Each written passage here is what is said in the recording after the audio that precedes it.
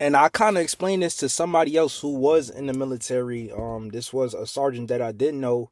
I asked him, I said, yeah, you got all these documentaries of these shows now coming out, right? It's kind of ironic about the Epstein files. You got things even such as like Barney, the real secrets behind the show. Like, for example, oh, was he a pedophile? Turns out not a pedophile, but you have so much people who are willing to put out this information and do these documentaries. For another example, Nickelodeon, right? That was my biggest like issue watching that series, the Quiet on Set documentary. Like, it showed me that, dude, that's no different than the military in general. The world, in fact, a lot of people, like, from watching that, they talk so much about Dan Snyder being this creep, about loving feet, and being verbally aggressive, you know or talking about Brian Peck, how he was friends with John Wayne Gacy and pen pals with him, and about what he did to Drake Bell. But you see how all of that correlates. That happens also too in the military. Like, right? Like, a lot of people, they would just do this is because it's kind of like hiding your cards, right?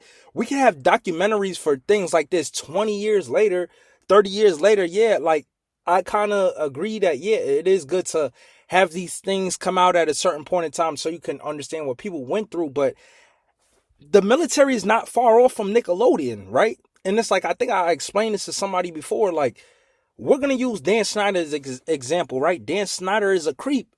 You think that it wasn't a lot of people in the military who used to creep, who used to say, hey, yeah, I'll fuck her right in her pussy. These are superiors. They always say right place, right time, and right uniform. They would use these inappropriate, dirty jokes. They would subscribe to OnlyFans content. Some of them would literally tell you, and I'm not throwing anybody under the bus, but it's like I said, bro, stop trying to hide your cards and do people wrong just because you have that power. The same shit with Dan. Dan was able to get away with so much because he had power.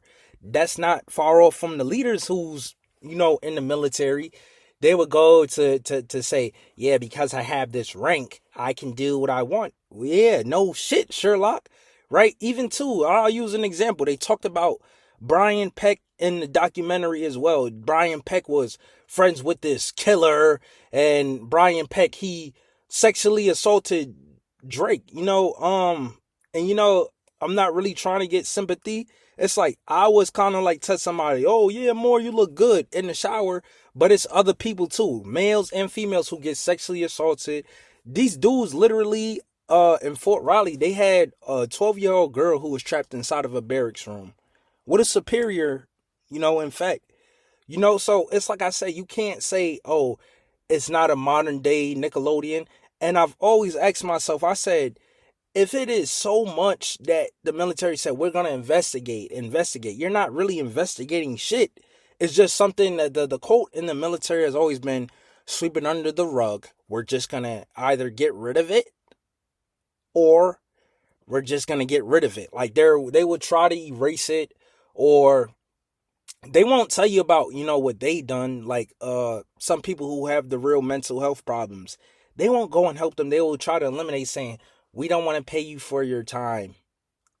That's really just how it goes. So it's like I said, both of those examples of, you can't like really just shoot at Dan and Brian Peck. They're the bad guys. If you ask yourself, like, how come in today's modern military, the same way cops are allowed to have on these cameras, even though I think it doesn't do anything, but how come you think that the military hasn't had any documentaries, right? The whole Vanessa Guillen situation, do you think people actually forgot about that? I don't believe so, but they are not compensated because they want to just have it erased. They don't want to talk about it anymore. It's out of date, blah, blah, blah. But I'm pretty sure if they had documentaries to ask every soldier or superior what happens behind the scenes in the military, whether it's Air Force, Navy, you know how many court cases that you would have on your hands, or how many, actions that you really wouldn't have a real military if we're just keeping it real, if we actually do some deep digging. So it's like I said, you just can't come for one person and then, just say, oh yeah, the other side is not doing the same thing, because the way how it was looked at, a lot of people looked at Nickelodeon as this joyful place because it was marketed so good with SpongeBob and all that. This is all. It was marketed with all that, but then when you start looking in the show, there's some dirty jokes in here. Oh, you got Ice Cube performing "We Be Clubbing" with 10 and 11-year-olds. Yeah, the military does the same thing. Not inappropriate.